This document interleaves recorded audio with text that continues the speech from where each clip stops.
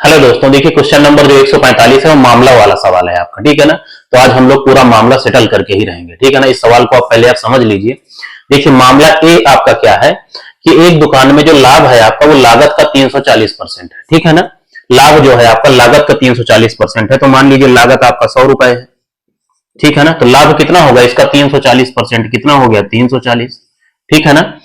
तो विक्रय मूल्य कितना होगा, सेलिंग प्राइस आपका 100 रुपए का सामान आप 340 आप लाभ लेके बेच रहे हैं तो कितना हो जाएगा, इसको ऐड करिए 440 आपका।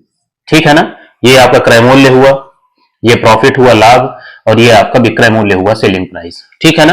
अब देखो मामला बी आप समझिए आप। ठीक है ना। यदि लागत को हम 32% बढ़ा दें, आपका लागत को हम 100 से कितना कर दें 132। ठीक है ना।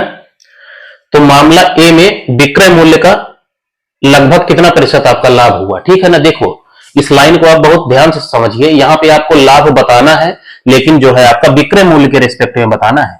ठीक है ना। मामला ए का जो विक्रय मूल्य है उसके रिस्पेक्ट में आपको लाभ बताना है। ठीक है ना।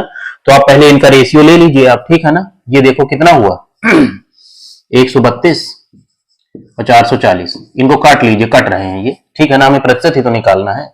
ये होता है आपका 11 गुणे में आपका 12, 132, और ये आपका 444 हो गया। 44 गुणे में आपका 10। ठीक है ना। तो ये कितना हो गया 11 चौको 44 हो गया, और ये आपका 4 तिहाई 12। ठीक है ना। तो 3 अनुपाते आपका 10 हुआ। ठीक है ना। तो ये 3 जो है आपका क्रय मूल्य है, और 10 जो है आपका सेलिंग प्राइस है, विक्रय मूल्य है। ठीक है ना।